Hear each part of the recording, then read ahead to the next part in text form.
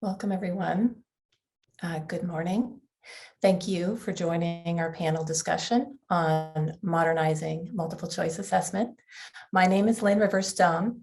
I'm a member of our Gradescope institutional partnerships team here at Turnitin. I came to Turnitin after more than 20 years in higher ed as a math instructor and then as an academic technologist at my former university and an enthusiastic Gradescope user.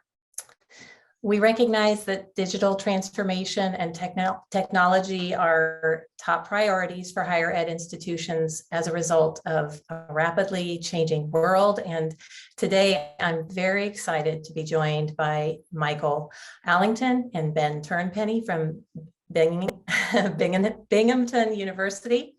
I knew I was going to stumble on that. Sorry about that, you guys, to talk about the changes they made to improve their multiple choice assessments.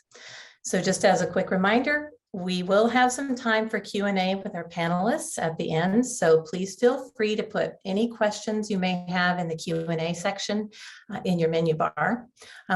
We are joined by our wonderful product manager, Olya Stady, as well, and she will be kind of managing the Q&A and answering those as they come in. We'll have some, hopefully some time at the end for live Q&A as well.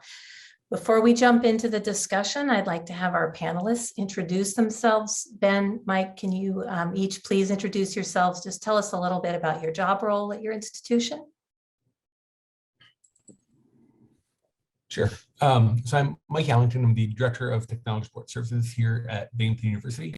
I oversee our help desk, technical support team, our innovation team, also our LMS support team.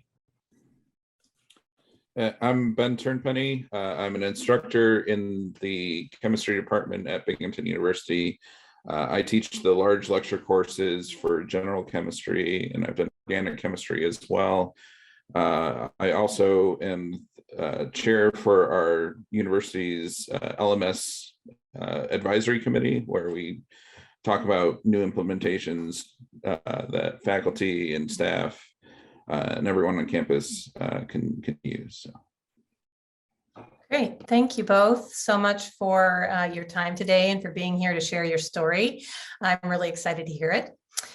So we have sort of excuse me, 3 segments for this panel discussion today. And for this first segment, I'd like to start just by painting the picture of what assessment looked like at Binghamton before 2020. So Ben, you were teaching large chemistry courses with, as I understand it, nearly 1,000 students. So can you just tell us, how did you manage assessment at that time? Yeah, so for our assessments, we would have our discussions on Thursday night so that all of our classes were taking the assessment at the same time. Our assessments range from individual quizzes to group activities. We had some online assessments that we do, and then we would have the exams. So our quizzes and group activities were the multi-format discussions, and then our exams, we would use Scantrons, so it's all multiple choice types of questions. And so with 1,000 students, we're all over campus and in many different rooms. We have a team of over 50, 60 TAs helping out with proctoring and facilitating for the group nights. And you know, it was a big collaboration on that part of just distributing the group activities. And then afterwards is when we would do the grading of our group activities by hand, or if it was a Scantron, then we would submit our Scantrons to the ITS, and we would wait back to get the results for the Scantrons. Awesome. I just have a follow-up question, if you don't mind. How many individuals were involved in that process? Oh, yeah. So to give you the perspective, it was, so Thursday nights, the actual discussion ran from like 7:35 to 9:35. And so it was myself.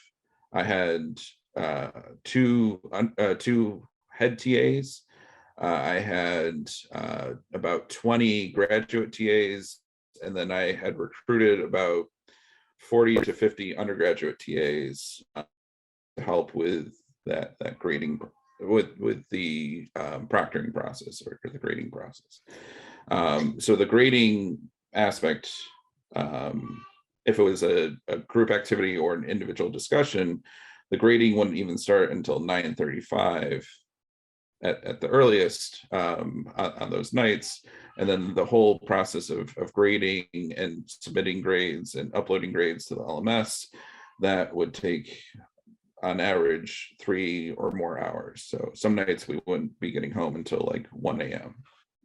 And that's for the grad students and the undergraduates. So we're talking a lot of time from a lot of people that was required. Wow. Okay. Thank you so much for that. Michael, just from your perspective, your office managed the centralized Scantron service, so that multiple choice piece that Ben described for their assessment program. Can you describe for us, we have it on the slide here, kind of outlining the steps, but can you talk us through what that process looked like for faculty, and how many departments and faculty were using this service prior to the pandemic? So prior to the pandemic, Scantrons were used by faculty all over campus. I want to say it was somewhere between 150 and 200 faculty members used Scantrons on a regular basis. And the process was pretty time consuming and not very efficient. So I'm sure everybody's aware Scantrons require special forms. So ITS would actually go and order thousands of forms to make sure we had enough for the faculty who wanted to do the in-person Scantron assessments. So we distributed those through our ITS help desk. So faculty would come in, or they'd send a TA to pick up a bunch of Scantron forms. So we try to distribute enough forms for usually 1 or 2 exams, but some departments would come pick up a couple boxes of exams to have them on hand for the faculty. So once they picked up the Scantron forms, then the faculty member would administer the exam. Once the exam was administered, either the faculty member or their TA would have to bring the completed forms back over to the help desk. Once the help desk got the forms, a full-time staff member at the help desk would take the forms in, and then we would get this form scanned and then provide the faculty member with a PDF version of the grade report. And that included both an Excel spreadsheet and also the PDF version. Once that was sent to the faculty member, then the faculty member would be told that they had to come back and pick up the exams for record keeping. Based on retention policies and all that stuff, they had to keep the physical copies of the exams, because the exams are not actually fully scanned from the standpoint of there wasn't a PDF of the paper exam. They still had to have the paper exams stored. So once the faculty picked that up, then the faculty member would actually have to take the answer report and enter the grades either into the LMS. At that point, we were Blackboard, or into whatever spreadsheet they're using to keep track of grades. So it was definitely not a very efficient process. And during peak times, we'd actually have a full-time person dedicated to scanning exams, especially midterms, finals. We would have one of our help desk analysts running the Scantron machine really from 8 a.m. to 5 p.m. every single day. Wow, quite a production. So that's the 35 hours per week, the full-time person who was managing all of this. Do you estimate how, just the beginning of this process to the end for an instructor, what that would look like during your busiest time of the semester? Typically, we try to turn around exams within 1 to 2 business days, depending on obviously if all the equipment was working correctly, and if if there are any issues with the scanning of the exam. So for example, if a student had filled out the exam in pen instead of in pencil, if the student had decided to fold the exam in half and so it couldn't be scanned, all those things could potentially slow down the turnaround time. We'd also have times where we would scan the exam, the professor would get the grade report and then come back to us and say, hey, this doesn't look right. Here's a new answer key. Try this, and then we'd have to scan all the exams again with a new answer key to make sure that the correct answers were being graded appropriately. You are leading us, Michael, right into our next slide, which is the challenges that you've faced with this workflow from the administrative side. So you've maybe touched on a couple of these, but could you just mention some others that kind of from your standpoint, then we'll ask Ben about the instructor side. Yeah, I mean, definitely one of the biggest challenges was having really only one Scantron scanner on campus. And so that meant that if there was ever an issue with that scanner, with a computer that operated the scanner, then we would be unable to scan exams until we were able to have the vendor come in and repair that. Overall, it was a pretty reliable machine, but still, when you're scanning tens of thousands of pieces of paper, it can definitely jam up. As I mentioned before, another big challenge was if the Scantron actual forms are filled out incorrectly, or if they were damaged in some way before they were scanned, those would have to be graded manually. Typically, the ITS help desk staff would not grade those. We would leave them out to provide to the professor to say, hey, these were not able to be scanned, they'll only be graded manually because we can't run them through our machine. Wow. One of the other challenges was that on the actual Scantron forms themselves, when it came to identifying the students, there wasn't a great way to identify the students. So even after the grades everything was scanned, the fact that they would still have to go in and process the grades manually into both the LMS and into or whatever other form they're using to maintain their grades. Interesting. Thank you. So Ben, would you go to the next slide for me, Alexis? What were the challenges that faculty faced that you were aware of with this Scantron workflow? Yeah, so depending on when everyone had their discussions, like chemistry at Binghamton takes over Thursday nights, basically. So I said my course is 1,000 students, but I'm one of the general chemistry type of courses. There's over 1,500 students taking a general chemistry class on Thursday night. So not only is chemistry competing with each other in terms of getting into the queue for getting our Scantrons and the turnaround, but we're also competing with other large classes and small classes on campus.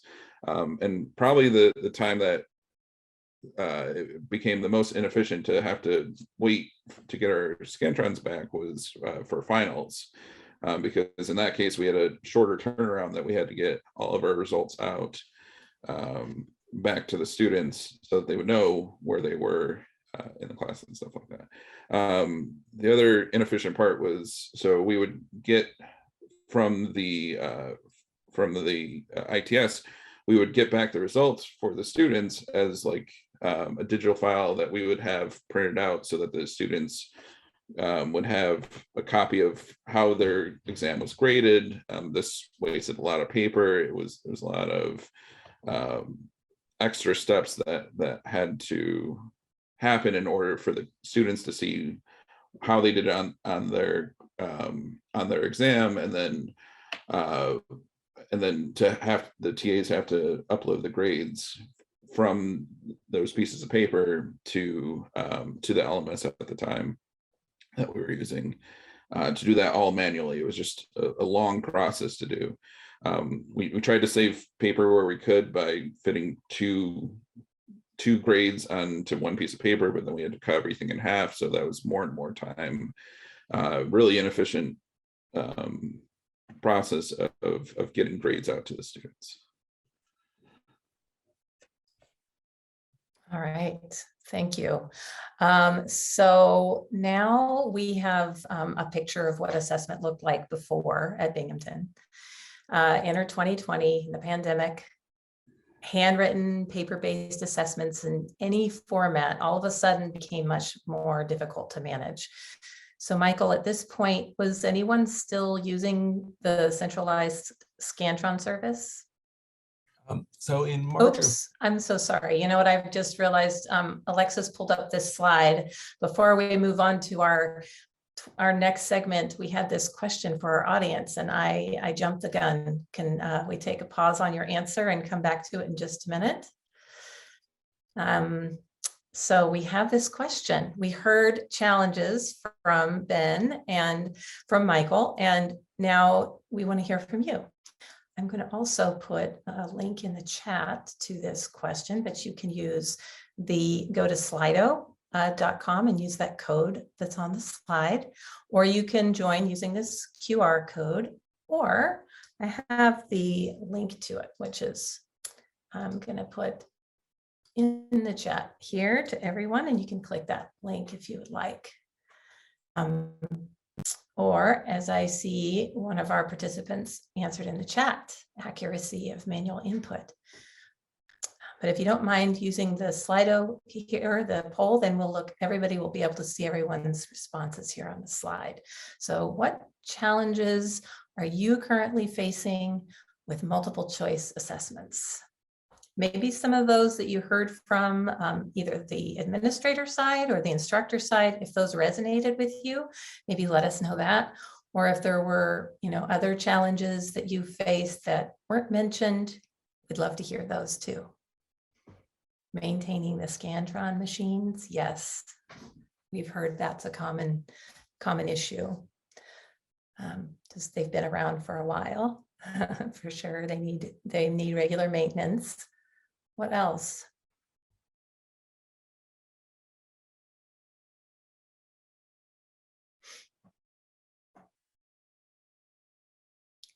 Accessibility, ADA compliance of STEM content. Interesting. I would love to dig into that more if we have time. When duplications of course content in Canvas, LMS, the Gradescope connection. Oh, so this is talking about challenges of multiple choice assessment with Gradescope. We would love to hear more about that one as well. So in terms of, these are moving faster than I can read them, but it sounded like there was some challenge with moving away with sort of the change management process from moving away from Scantron to another solution. The location of the drop-off of Scantron sheets because of COVID has to be closed. Yes, so just the infrastructure around this process being disrupted during COVID. Test integrity, yes. Exam security, that is a huge concern that we hear from a lot of folks. The ability to minimize cheating, and I'm not sure if this is the way this comment was meant, but it is something we hear from a lot of our users, that exam security piece, the ability to minimize cheating, is one of the big reasons why Scantron is used, because it's easy to create multiple versions of your exam and grade them quickly. So that may be what that one is talking about. I'm curious to know more though. All right, I am really liking hearing about all of this.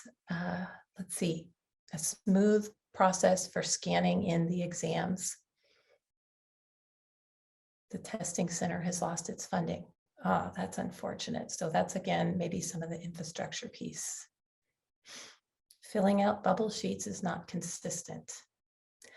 Always a challenge, especially when there's sort of the bubbles need to be filled in a certain way for the name to be recognized.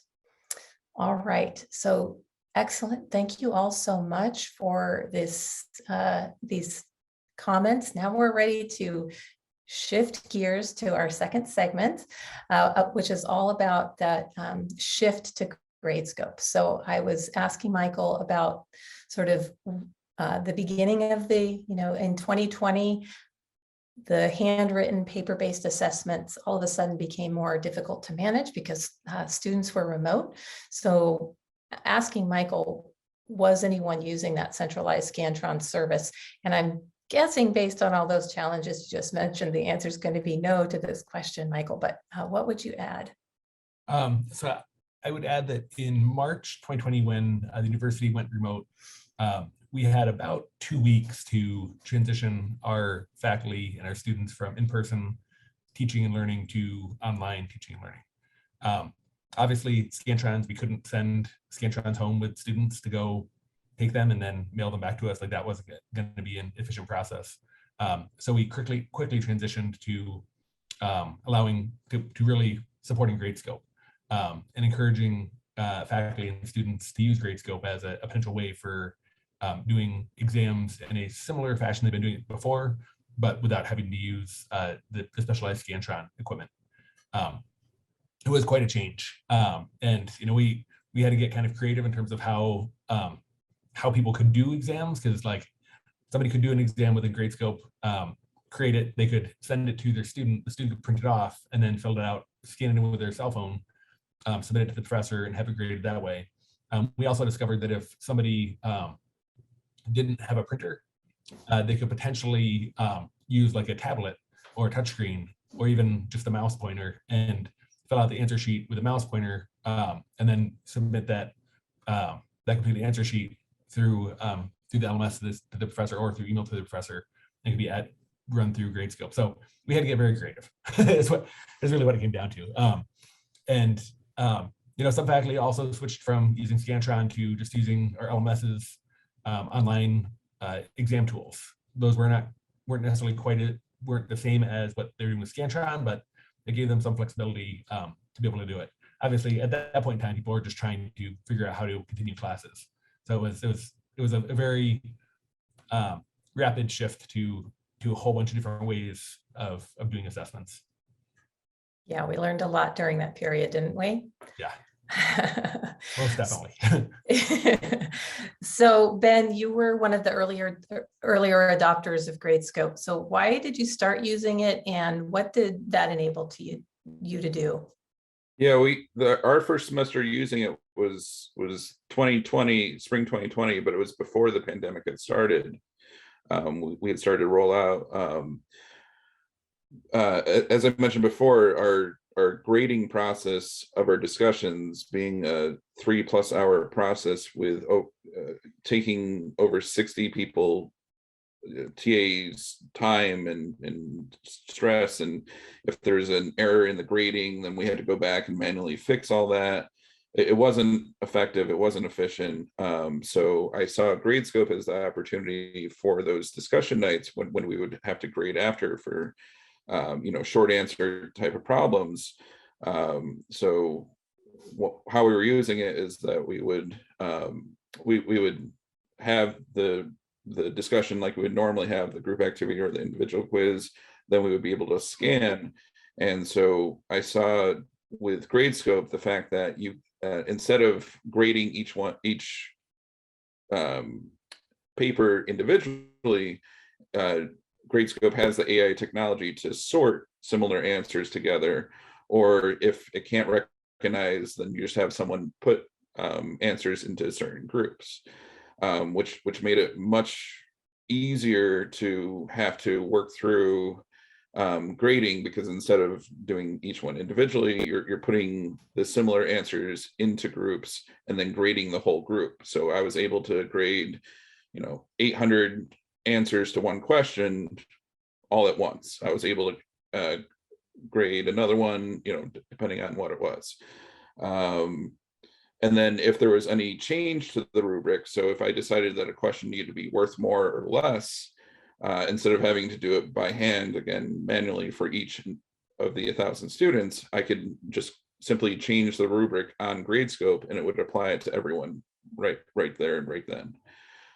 So that was a huge time saver for me and for the TAs. Instead of using 60 TAs for 3+ hours, I could break it down and kind of spread out my TA usage. And I think the first time we tried it, we had about 10 TAs, and it only took us an hour to get through what would normally take us a lot longer with a lot more people. With the exams and the Scantron, it was about not having to take up the ITS's time and enter ourselves into that queue and fight with the other classes of who's going to get graded first.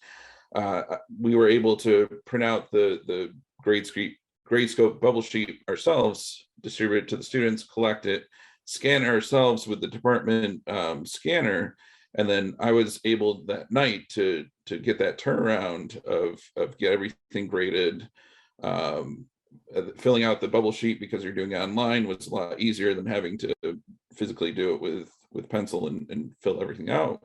I didn't have to wait till the next morning to have a TA take it and to the testing center and then pick it back up once everything was done. And then I was also able to push the grades right to the LMS rather than having the TAs have to enter in the grades individually. So that's how I was using it the first time. And then since then, I've just been finding more and more ways that Gradescope can save a lot of time for me, a lot of time for the TAs, and a lot faster turnaround for the students as well. Great, thank you. So that's interesting. You started using it right before the pandemic, but continued using it throughout, and now you're still using it. So I'm really glad to hear that that journey for you. I wanted to go back and ask Michael about, after you decided you're going to retire the Scantron service. And you had some number of faculty that relied on your office that you'd been supporting for years. Can you just share with us about the change management aspect of this decision, and like how did you communicate it with faculty? What was their initial feedback or any of their concerns that you could share with us? Definitely.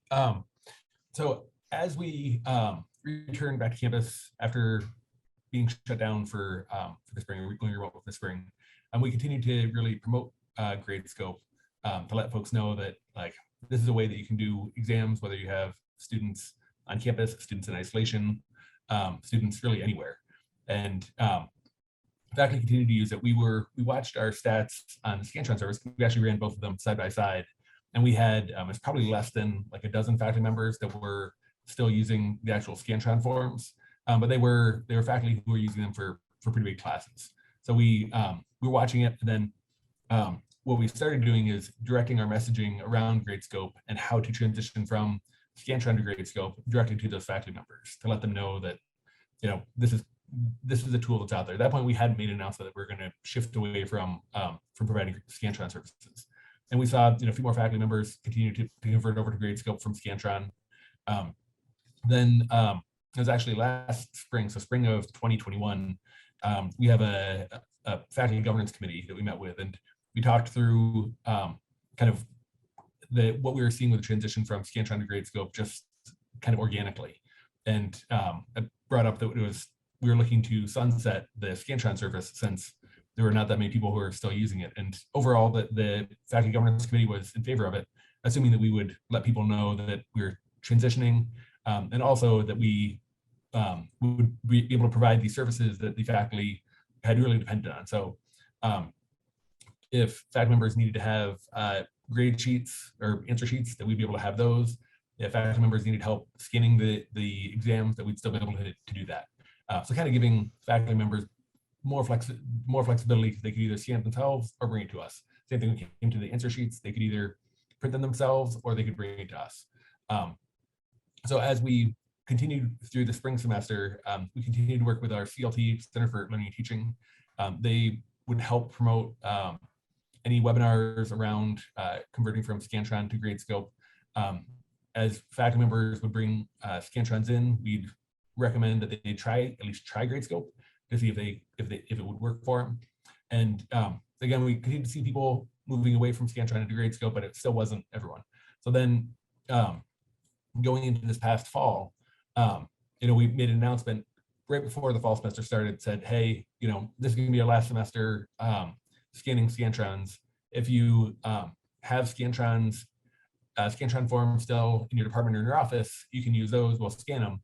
But when you come down to scan, we're going to teach you, or when you come down and drop off your exams, we're going to show you how to use Gradescope at that time. And so throughout the fall semester, as faculty members came down, the few faculty members who are still using the Scantron service, we would literally sit down with them at that moment and say, here's how you log into Gradescope, here's how you create your assessment, and really just show them how to do it. And then that really helped get the last few faculty members over to Gradescope. I actually just had somebody here yesterday who was one of the last faculty members to still want to use Scantron services, who had a one-on-one session with one of our help desk analysts to really learn how to take his exam that he was doing in Scantron and do it within Gradescope. And so a lot of it's just been really supporting the faculty members through the process. Some of the feedback that we got initially were that faculty members were very concerned that we were pushing off some of our work onto their workload, that specifically the scanning of exams and the printing of exams. And we want to make it clear that we would still do that for them if they wanted us to do it for them, but that also if they wanted to do it for themselves, they could do it for themselves. So an example would be, there are some adjunct professors that only teach on campus, 1 or 2 days a week, and having to come to the help desk to pick up answer sheets or to have things scanned is not super convenient. And so they've actually started printing off their own answer sheets and then scanning them themselves so that they can avoid that additional trip to the campus or additional trip to the help desk to get those things. Yeah, so overall, it's been a very positive experience, and we have some faculty members that have not been super excited about the transition. I mean, change can be really hard, but we've been really there to help support them through the process. Also, our LMS administrator, if people have questions about like how to get the grades from Gradescope into the LMS, or even just using Gradescope, she really works with them to help make sure they understand how the process works, to help them understand how the grading works. Is really I think the key is being as supportive as possible to help the faculty move into this new platform. Great. I have two other questions. One is how many, this one just occurred to me as you were speaking, how many of the instructors actually took you up on that offer to scan their exams for them? Do they, what percentage do you think? I would say less than 5%. Interesting. And what's interesting is what we actually have done is with the Scantron exams, they drop them off and they would get scanned at some point as we got through the queue. With Gradescope, when they come down, we actually scan them for them as they wait. So we'll go spend the 10 to 15 minutes running it through our own departmental copier, scan them in, and then we'll help the faculty member upload the scanned exams into Gradescope so it can be graded through Gradescope. I'd say one difference between Gradescope and Scantron that's pretty important is that the faculty member has to be present, because for them to be able to upload the exams into Gradescope, they have to be able to log into it. And we don't collect passwords or anything like that. So they really have to be there once the exams are scanned to make sure that they go in correctly. Got it. And then my second question is, were there any concerns within your department about eliminating jobs? And if so, how did you navigate that? No, actually, so our help desk took on scanning in 2016, and we didn't add any staff to take on scanning. We just absorbed it. And in the last 2 years or so, we have taken on a lot of new technologies that we've had to support. So for example, from an IT security perspective, we rolled out two-factor authentication, and two-factor authentication is a very time-intensive support activity in terms of helping people get set up for it. If somebody gets left out of their account, helping them reset that account. So what we were really able to do is take our full-time person that was scanning the exams and bring it back into the help desk to really support these new technology initiatives. We also moved from our previous LMS Blackboard to Brightspace, and that was a very big move. We did it over, we rolled it out this past fall, and so being able to have full help desk staff available to support that migration was really critical for us. Great. Yeah, so just sort of reallocated those resources to another need. Yep. Yeah. Great perspective. Thanks. I actually did have another question. Do you have advice you would give other institutions considering making this type of move? I mean, I think the biggest one is communicate as much as you can, as early as you can, to the faculty who are specifically using your Scantron service. That was something that we really tried to do. And we did the typical like university-wide bulletins about the service, about Scantron service going away and the transition to Gradescope. But we really used all the stats that we had around who was dropping off Scantrons to get scanned, and reached out to those individuals directly to say, hey, this is coming. Well, first saying, hey, this is a new service that's available. Why don't you try it? And then we're going to be moving to this new service. Please try it out. If you need help, let us know. And having that direct communication, I think helped those individuals feel that we were really trying to help them through the transition, as opposed to, now we could have just done the university bulletin and said, hey, we're making this transition. And then when we made it, been like, oh, we told you through email. But that's never a great way. So if you're able to personalize it to those individual faculty members, it's definitely much better. Yeah, yeah, always good advice. Thank you. Great. Okay, so we've had 2 segments now of our panel discussion. The 3rd segment is coming up, and we're going to look at some benefits, which we've heard a lot about, and Ben shared quite a few in his thinking about why he decided to start using Gradescope as an instructor. But for this piece, we're going to now fast forward fall 2021, and largely as a result of replacing Scantron with Gradescope bubble sheets, there was actually a pretty massive uptick in Gradescope adoption. So now you have faculty at Binghamton across 25 departments using Gradescope for various types of assessment, not just the bubble sheet assessments. So Michael, again to you, from just the institutional perspective, what were the immediate benefits of having all bubble sheet exams managed through Gradescope? I think one of the big ones is that it's not just bubble sheets, but it's also some of the short answer questions that can be answered through Gradescope. Obviously, some of the big benefits, one was that we no longer were dependent on a single Scantron machine to scan all of these assessments. Another was the amount of time that was saved by both ITS and also faculty members. Instead of having to run across campus to pick up exams, drop off exams, they could print them off if they needed them.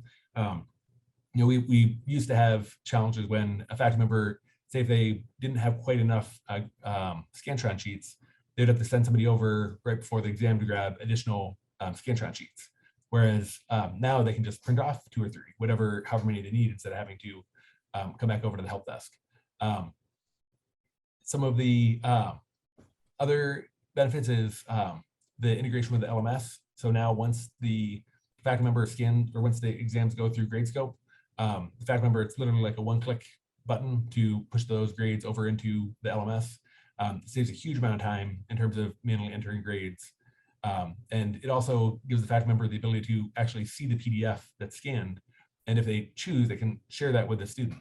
Not all faculty members want to share that with the student, but that ability is there for them if they do decide to go to share that. Yeah. Great.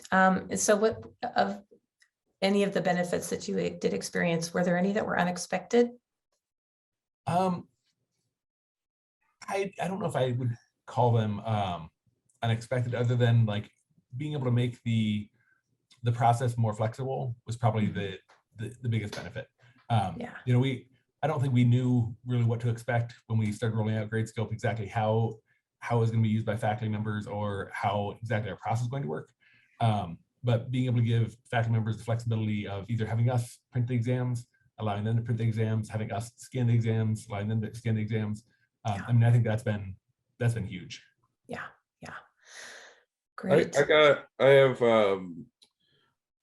the one benefit I had as with the Scantrons. So we would have the paper printout for the student, and the student would receive their grade and would tell them what they put for each answer, what the correct answer was, everything like that.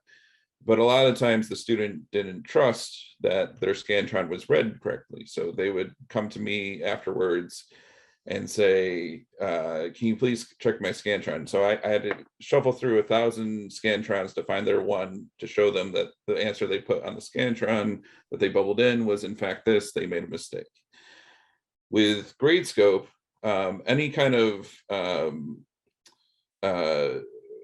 what do you call it? Regrade, the student can submit through Gradescope, and I get pinged on that, and I can go and instantly check it.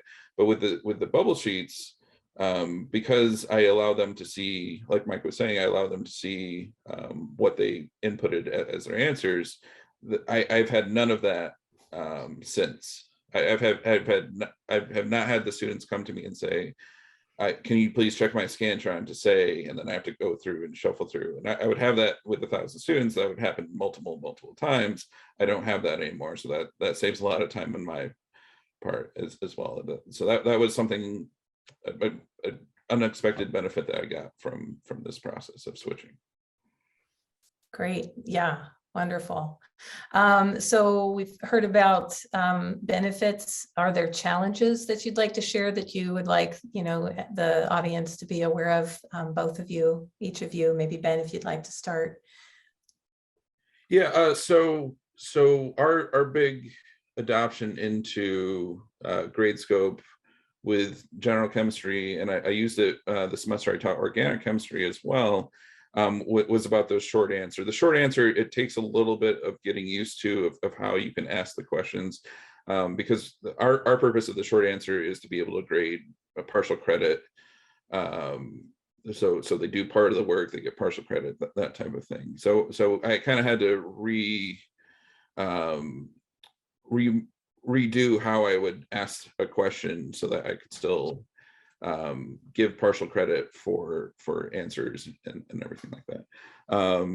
And so a lot of that comes with the group work. And so with organic chemistry, when we were teaching that online, the students were able to form groups and submit group submissions. And so I was able to just grade one per group of the Gradescope. But when we transitioned back to being in person in fall 2021, back for general chemistry, I was using the group format with the Gradescope and with short answer.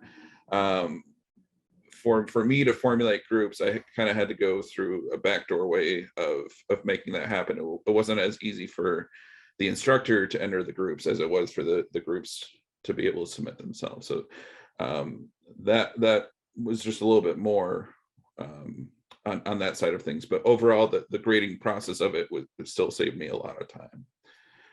So just getting yourself more familiar with how the platform works can take a little bit more. Got it. Thank you.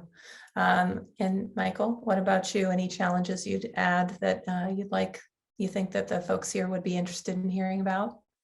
Well, one thing we had to remind faculty about is that they need to print the original answer sheet and not copy the answer sheet.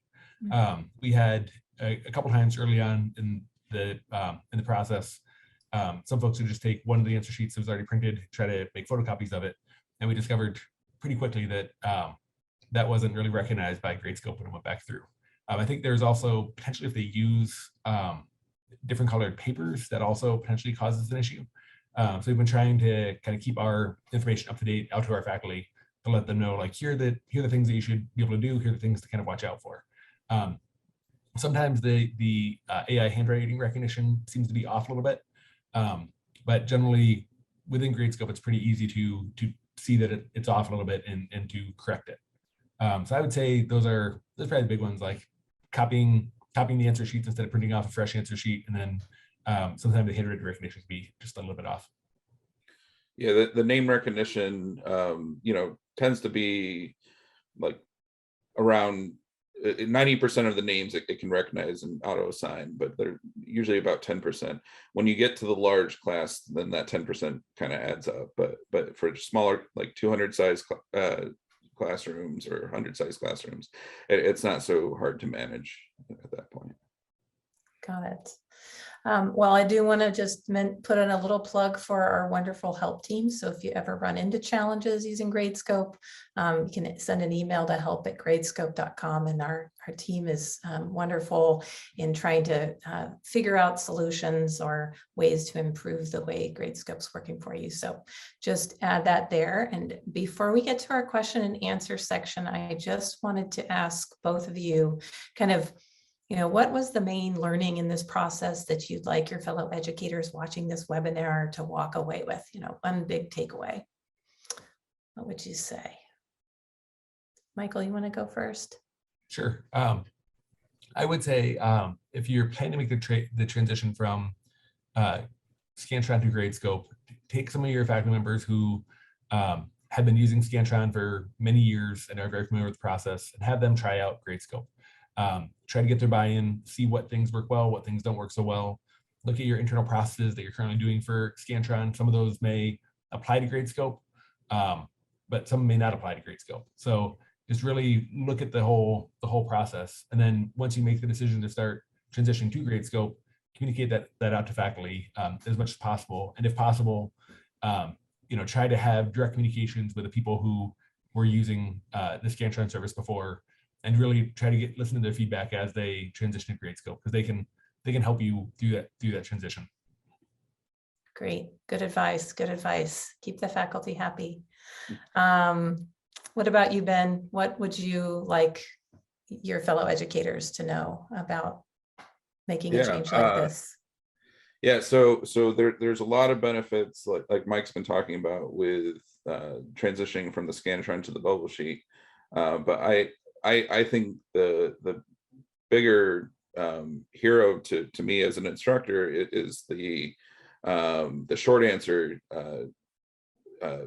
usability that I have with Gradescope, and being able, so it's still scanning the sheets, but then I create the answer area when I build up the rubric for how the grading goes.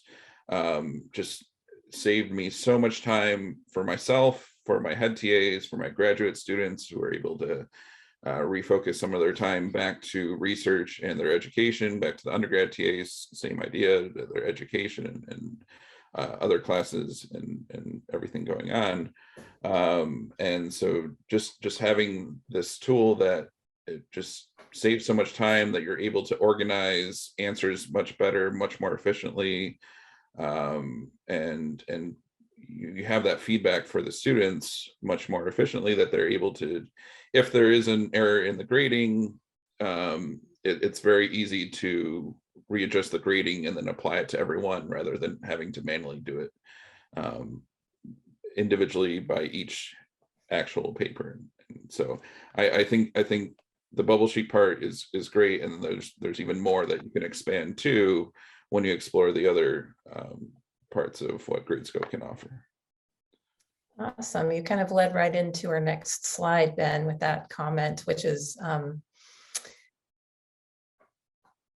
well, before we get to that one, I wanted to remind everyone we have time for some Q&A. We're also, so I did notice that there was a question in the chat about getting to take a look at the bubble sheet grading. We may have time. I'm not sure if Olya can pull that up, but if you do have questions, go ahead and just type them in the chat, and we will be able to get to some of those before the end here. We have plenty of time. But I just wanted to kind of give a picture on the next slide, if you don't mind. I was going to show the kind of mixed question types. Maybe we are skipping that. So why don't we actually, it's fine. Let's go ahead and. What Sure. slide are you trying to get? Are you trying to get the stuff? You know what, let's just put a pause on that, and let's hand it over to Olya, because she has some product updates for us and can answer some of the questions that have been coming in from the audience. Yeah, I'd be happy to. Lynn, is there a particular, should I start with the product updates, or is there a particular question you'd like me to answer? Well, somebody asked to see bubble sheet grading. Do you think that is something you could do, or do you? Yeah, I can try to do a quick demo if we want to do that, of how that would work. I'd need just a second to It's get okay. that prepared. Yeah. I won't be able to walk you through the full process, but I can show you kind of an existing bubble sheet assignment and walk you through kind of what all the steps are. So here, I can share my screen. Great. Okay. So I'll first start with kind of where you create one, and then I'll go to an existing one and show you the steps. So this is going to be a quick run through of bubble sheet assignments on Gradescope. So once you have your Gradescope account and your Gradescope course, you would create a bubble sheet style assignment, which is one of the assignment types that's available under Create Assignment modal. When you do, you just need to give it the assignment name. If you don't want the students' names to be visible at any point in the process, you can always enable anonymous grading. And then most instructors just have the instructor scan in all the bubble sheets. But if you ever do have a use case where you want students to be uploading their own by taking a picture of it, you can do that as well. So I'm going to jump into an existing bubble sheet assignment on my account just to kind of show you what the steps would be. So when you create a bubble sheet assignment, as with other Gradescope assignments, you'll see these steps in the left sidebar, and they'll get checked off as you complete each step. So you kind of know what order things need to be done in. So the first page here is going to be where you create the answer key. So from here, you'll be able to download our bubble sheet template, which we can take a look at real quick. And this is just, it's a file. You print as many copies of this as you have students. You can print packets of these ahead of time if you just want to distribute them to students at the start of the semester or at the quarter. And they go up to 200 questions, but if you only have 100 or less, you only print the first page. And if you only have like 10 questions, you just ask your students to only fill out the first 10.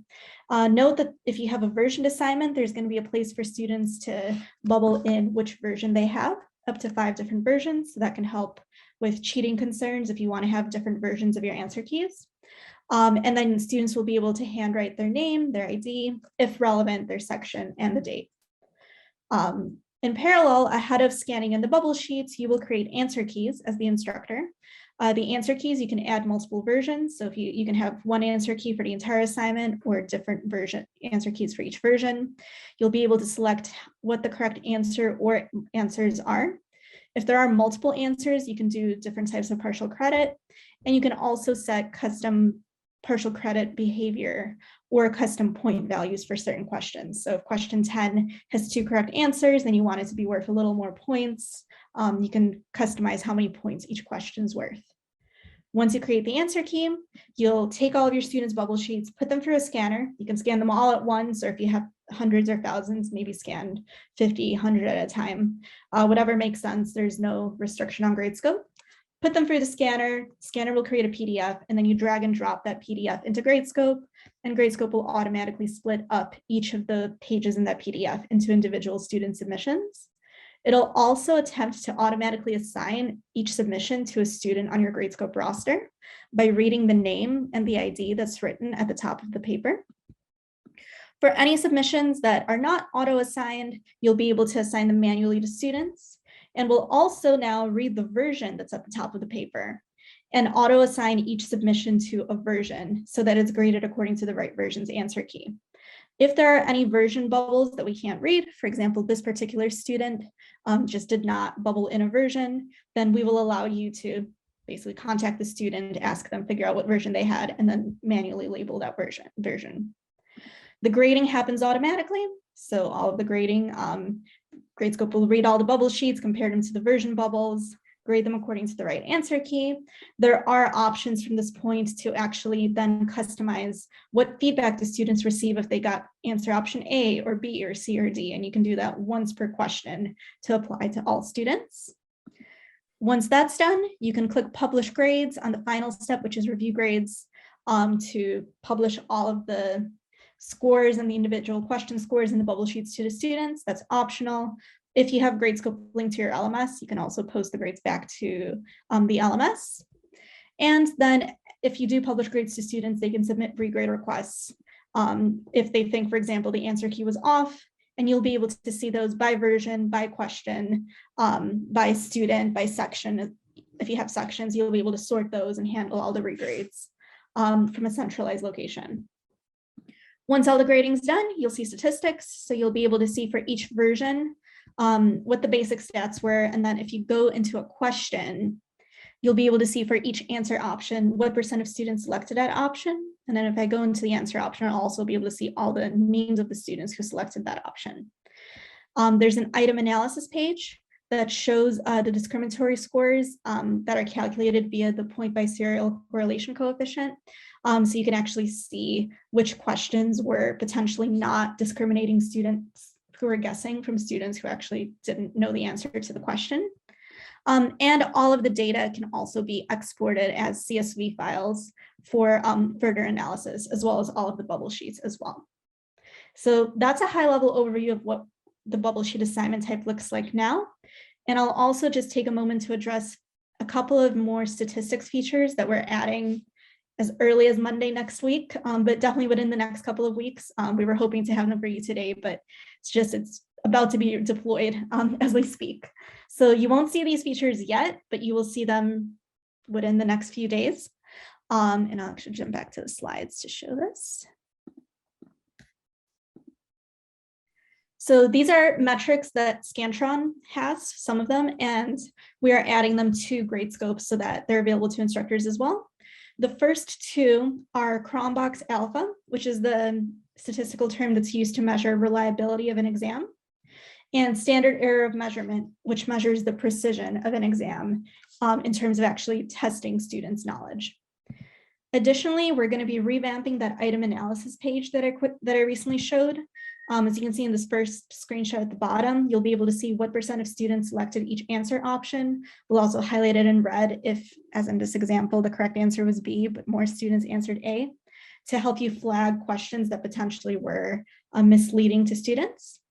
And we will also flag via this new insights panel which questions had low discriminatory scores so that instructors can actually easily jump out of their 100, 200 questions to the questions that potentially were problematic or had a lot of students who had the incorrect answer. We'll also be providing an estimate of question difficulty and of how the students who are performing at the top of your class and the lower third of your class, how they actually performed on each question. Did question 1 stump all the students that are normally performing highly in your class? So lots of really great data. And the last thing that's not shown here is we'll also be giving you a CSV export of the raw answers for each student, for each question, for each version, for any of you who want to do more custom analysis via Excel on the raw data of the answer options.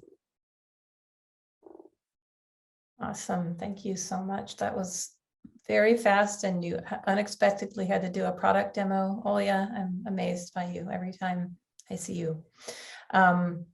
So there are a few more questions in the chat. One that came up, Olya, that you might be able to speak to now is about how to upload grades to upload to Canvas. Do you want to say a few words about that? Yeah, so if your institution licenses Gradescope, we can set up a Canvas integration for you. It is an LTI 1.3 integration, which is kind of the new standard for integrations. And once we have the Canvas integration, you'll basically just be able to link your bubble sheet assignment on Gradescope to a Canvas assignment, click a button, and that's going to post all of your students' grades into Canvas with a click of a button, and then you would just click it again if there's any regrades or anything like that. We'll also use the Canvas integration to allow you to access Gradescope via your Canvas credentials and to sync your roster of students and any graders into Gradescope from Canvas as well. Okay, and there's one more question before maybe we could you could answer it, Olya, but also move on to our next slide, I think, which has some kind of next steps information on it, if you don't mind moving forward. But the question is about, can questions be tagged with learning outcomes or topic-driven tags? Yes. Yes. So, and before I stop sharing my screen, I'll just quickly go back to my demo here, just to show where that happens. So on the statistics page, you can add custom tags to every question. A lot of instructors do this based on the content that the question was testing. Maybe it's a part of your syllabus, a learning objective, whatever it is that you want to be tagging the question with. And you can add multiple tags per question, and then you'll be able to see a tags view where you'll be able to track your tags across assignments, see, which concepts students struggled with, which concepts students mastered, and then track that as you have the future instances of the course or future exams. Great, thank you so much. And then the last thing I noticed was asked in the chat is about the student perspective of this experience. So Ben, have you heard from students about this, what they think, the 1 minute we have left? Yeah, so they like the fact that they can see, rather than wait to be handed back the physical paper, the fact that we scanned their assignment, the discussion, the group activity, whatever it is. As soon as the grade's released, you can set it to also show what they put, and then they have that instant feedback to kind of review what they did on that assignment, rather than have to wait. For us, we would hand them back and lab the next week. So a lot faster turnaround with getting everything back. Requesting a regrade was a lot easier, because instead of having to go to their TA to get the regrade done like we had previously done, they can just go right through Gradescope. And like I said, it pings me right away, so I can address their concern with any type of regrade or anything like that too. And yeah, so I from their perspective, it's easy to use. You know, there's quicker feedback on and turnaround from their quiz or group activity or exam. Wonderful. Well, on that note, that's a great high note to end right on time here. I want to thank you, Ben, and you, Michael, for sharing Binghamton's story today and your experience with Gradescope. Thank everyone in our audience for joining this webinar. And we will, as Megan mentioned in the chat, we will be following up shortly with information about how you can get started with Gradescope. We will share a recording of the webinar so you can send it out to your colleagues who might be interested. And I hope you all have a fabulous weekend. Thank you for being here.